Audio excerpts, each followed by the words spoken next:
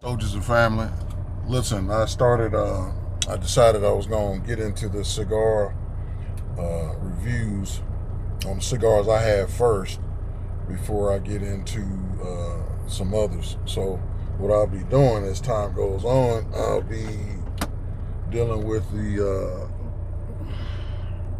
stuff super bright, be dealing with the locations that I find.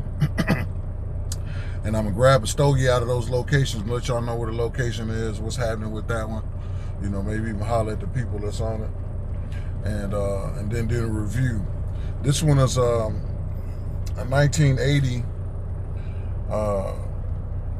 Maduro that I had purchased. I have about 3,000 cigars, y'all, and I had them in storage in humidors.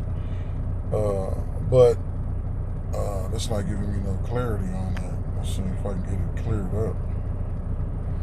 It's not giving me no real clarity on it. See if I can get some. And then the camera's flip, you know. This camera do odd.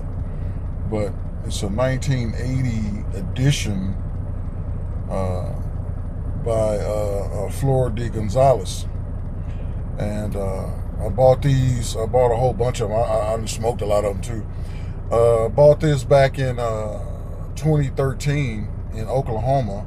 I mean, I didn't buy it in Oklahoma. I actually bought them offline from, well, I'll get you with that, but I believe these came from Thompson Cigars. And I believe at the time I bought 25 for like $60 or something. That was during that time. So, you know, times have changed now, you know. And what I typically do, man, I clip off the top straight up. Everybody got their own style of how they want to clip their top. I used to bite the top off, you know, because I wanted that raw Clint Eastwood type feeling on it, you know what I mean? But it wasn't getting real good burns. Depends on the cigar, how it's rolled. All these are hand rolled.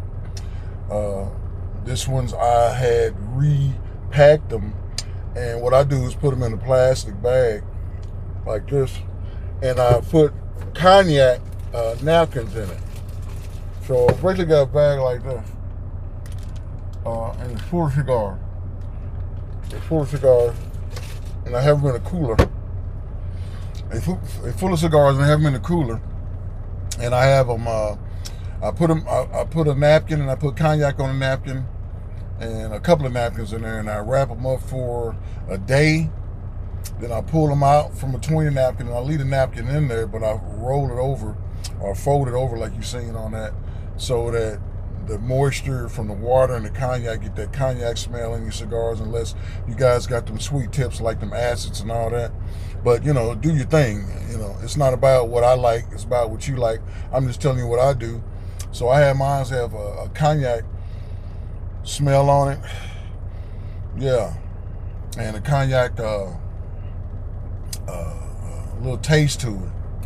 So when you first cut that tip off and you pull it, you can taste that sweetness from the tobacco leaf and from that cognac, that taste of cognac. Now, I put Hennessy, but it don't matter. I mean, whatever cognac you do or whatever liquor you do. You know, a couple of cats that do some flavored whiskey, some flavored, you know, like Canadian mist. You know what I mean? So whatever it is that your taste is, you like, I wouldn't recommend doing any kind of sodas and stuff. But who's to say if you like Pepsi, cherry cola, you know, puts that on there and it give you that cola cherry taste. You know what I mean? It's something fresh for you to take a look at. But I do that. I have a lighter. I use a lighter.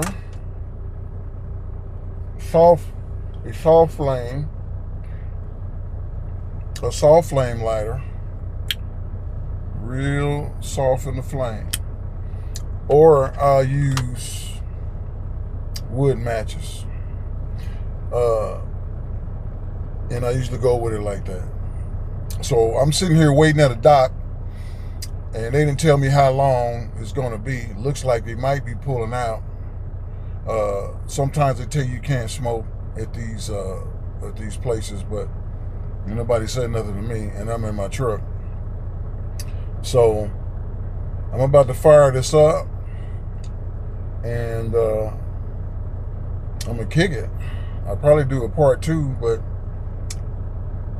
some people do it a little different too, man. Some of them light them up first, you know, to give it a little scorch. What they call it, like toasting your tobacco on the edge, so you can taste that flavor from it being toasted. But I recommend you first cut that tip off, and then you pull it so you can see what it tastes like. And this one actually has a kind of a sweet, peppery kind of taste to it, to me. And that's going to be something else. I mean, based on, you know, how you feel, how you taste, your taste buds, how your teeth are, how your mouth is. If you got cavities, sores, issues, you know, it changes your flavor all the time, you know what I mean? So, but you get one. I tend to kind of like Rocky Patel's, man, but this one was a good one. This was also the year my brother was born. My little brother, 1980, he was born in that year. And I told him, yeah, you know, so you tell me this edition came from about 45 years ago. I think he's about 45, something like that, 44. Old cat. I'm 57 now. So, you know, that's my baby brother. You know what it is. Shout out to Frank Rome. Oh, you know what I'm saying? Shout out to Frank Rome, that's brother, Cali boy. You know what I mean? Little Cali boy, straight up. Shout out to baby boy. Shout out to Frank boy. All right? Here, go fire this one up.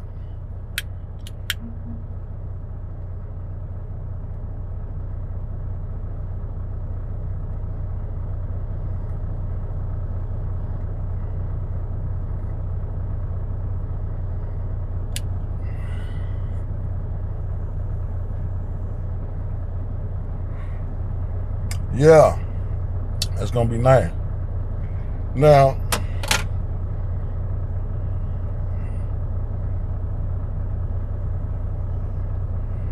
what I do too is when I first fire them up, I let him sit too. Let it get a chance to get burned around that edge. See, like that edge right there that didn't light totally up. So you gotta let it sit for a second, because you can see where it's fired up and where it's not. Right there on that top edge where my index finger is and where my thumb is on them corners, but it usually catch up. And so what I do is kind of let it sit for a minute, you know, let it get a chance to start running around there without me keep firing it up, because I don't like keep lighting it and lighting it and lighting it, because that gets your shit all burnt up and then it gets getting weird. So you light it, you let it rest for a few minutes, you know, you ain't in no hurry, you know, pull on it a couple times, make sure you keep the flame going.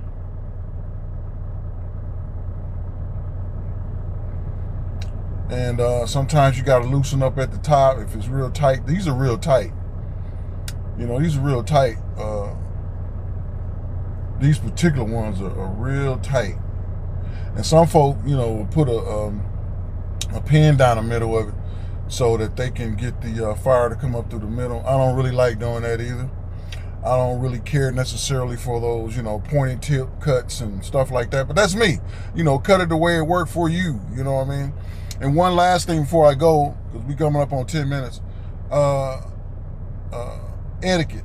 When you out somewhere and you having your cognac or your whiskey or your bourbon or what have you, you know what I mean? You might be having a cream, you know, a liqueur, whatever you having to like, because these are pretty good with liqueurs too, like Baileys and stuff like that, you know, Carolines, you know, these go good on that, because of the way that it has a sweet flavor to it.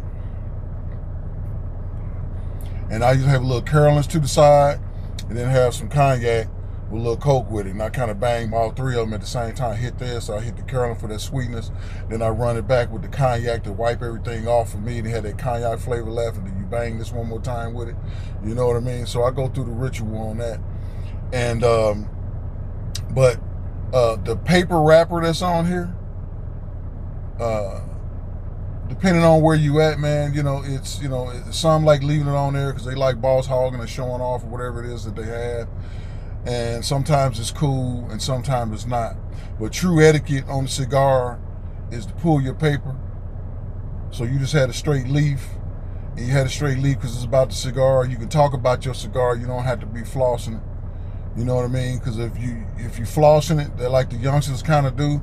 If you flossing it with the paper on it, it means you flossing. You know what I mean?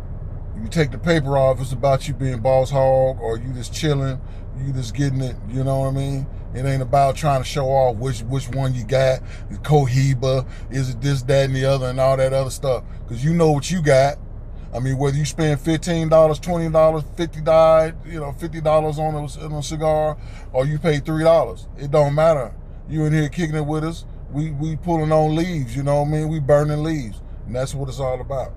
You know. So with that being said, y'all holler back. Put in here what your leaf is, and we're gonna go on. I'm gonna have to probably light that corner up again. Them corners not lighting up, but see, it's burning real slow. And I try to give it time to catch up. I don't want it to, overburn and burn real crazy.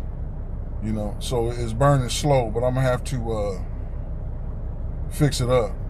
All right, peace. This is number 1 on these reviews, man. When I find the next one, I'm gonna try to find a cigar spot.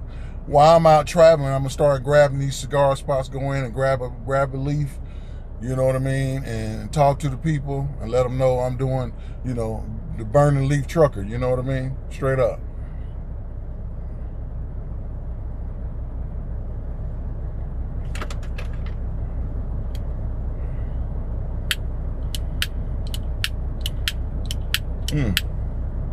Which ain't lighting. That mug is going now. All right. Peace.